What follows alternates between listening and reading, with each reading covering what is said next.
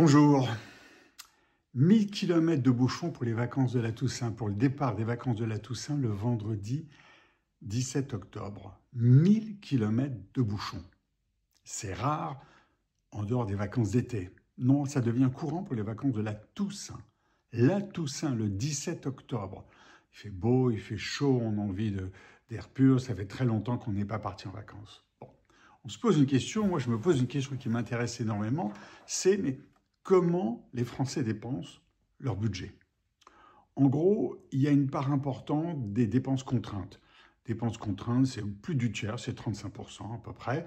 C'est parmi lesquelles on a le logement, qui est le premier budget des Français, tout ce qui est numérique, les abonnements, qui ont forte croissance, bien sûr les assurances et les mutuelles qui sont en train de grimper parce que il y a les dégâts du climat, il y a le problème de santé, de rapport de dépenses, etc. Donc on a et puis il y a les abonnements divers, les frais de garde, etc.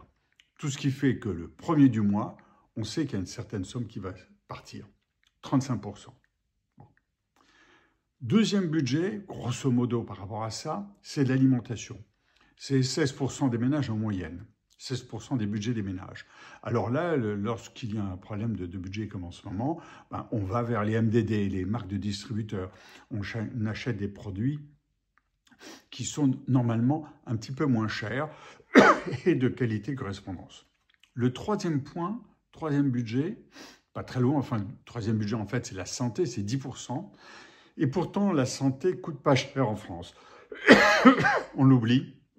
Le reste à charge est de l'ordre de 7-8%, ce qui est en soi faible, sinon ridicule, pour l'ensemble des Français. Il y a des gens pour qui le reste à charge est beaucoup plus élevé, bien sûr, mais la santé coûte pas cher en France. Il faut se rendre compte, encore aujourd'hui, on est le 22 ou le 23 octobre, on n'a pas de budget pour avoir des recherches suffisantes dans les nouveaux médicaments pour lesquels les Français ne sont pas soignés et les nouvelles technologies pour lesquelles les Français vont se faire soigner en Espagne, en Belgique, en Suisse, pour des budgets d'ailleurs qui sont inférieurs à celui de la France. Ensuite, on a les loisirs et les vacances. Alors les loisirs, tout ce qui est loisirs-vacances, ça correspond quand même à 8-10% du budget des ménages. C'est donc très conséquent. Et on voit ces 1000 km de bouchons. Et puis enfin, il y a le paraître. Le paraître, les dépenses d'équipement de la personne, mais c'est ridiculement bas. On ne dépense plus que 5% de son budget. Lorsque la Chine est entrée dans l'OMC vers l'an 2000, le vêtement a largement baissé. Il était à 10-12% des dépenses. Il est passé à 5%. Et pourtant, on en achète 2-3 fois plus. Et avec Chine, on passe à 3-4 fois plus, 5 fois plus. On remplit les poubelles de déchets, de vêtements qu'on a mis une ou deux fois. C'est un véritable scandale, en particulier au niveau de la pollution de la planète. Mais c'est ainsi, le textile qui fait notre charme et notre identité physique ne représente, avec l'équipement du soin de la personne, que 10% des budgets des ménages. Et puis, j'oublie aussi 13% à peu près pour tout ce qui est bricolage, jardinage, etc. Alors, qu'est-ce qui reste ? En gros, 19% de taux d'épargne. 19%. Alors, c'est peut-être du 18,6, 18,7, 18, peu importe. 18,9, 19% de taux d'épargne. Mais c'est gigantesque. En fait, les Français ne dépensent pas leur argent. Alors, on a vu le taux d'épargne monter beaucoup avec le Covid en 2020 et en 2021. Oui, mais ne sort toujours pas des poches. On ne dépense pas d'argent. Ça veut dire que les Français, grosso modo, gagnent très bien leur vie. Bien ou très bien. Je suis d'accord qu'un couple à 4 000 € par mois, c'est pas facile. C'est pas facile. Mais on a quand même, en gros, 60% des Français qui gagnent correctement ou bien leur vie. Alors, comment faire boire un âne qui n'a pas soif? Comment faire qu'il va dépenser? Alors bien sûr, il y a aujourd'hui aucun autre thème passionnel comme la voiture. C'est bon, on va acheter une voiture, par exemple une voiture autonome, une voiture électrique. Non, la voiture électrique est beaucoup trop chère. Les voitures ont augmenté leur prix en 5 ans de 20 à 25%. C'est gigantesque. La voiture neuve est un objet de luxe. L'acheteur d'une voiture neuve a plus de 55 ans. 57 ans en moyenne, pas 47 ans comme il y a une vingtaine d'années.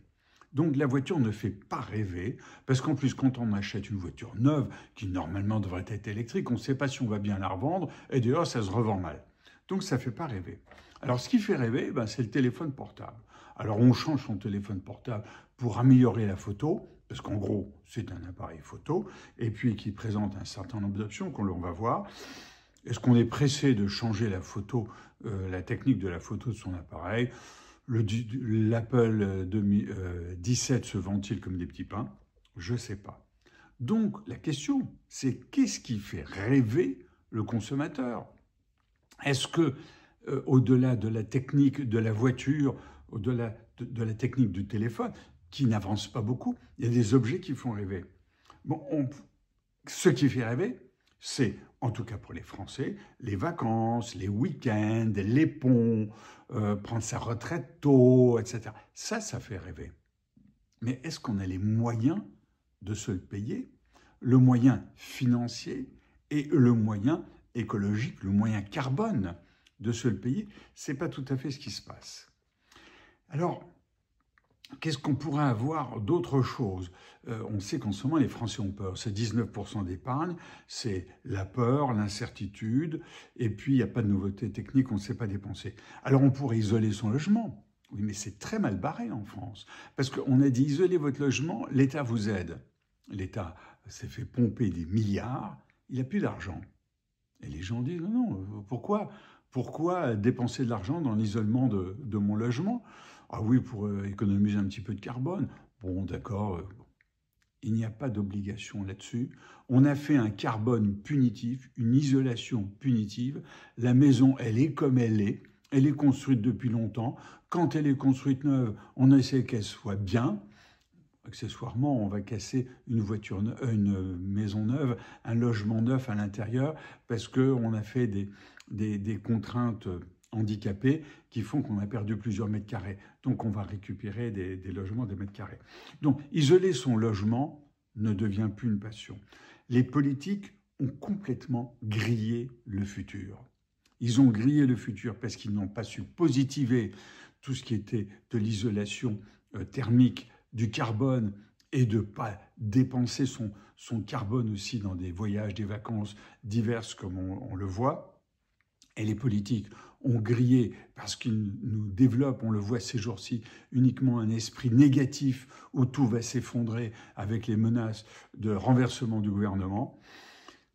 Et pourtant, il y a un domaine, quand on a 19% d'épargne dans lequel on devrait investir, c'est l'innovation, les entreprises jeunes, celles qui portent de l'espoir et qui portent de l'espoir souvent pour les 18-35 ans qui ont envie de monter leur boîte.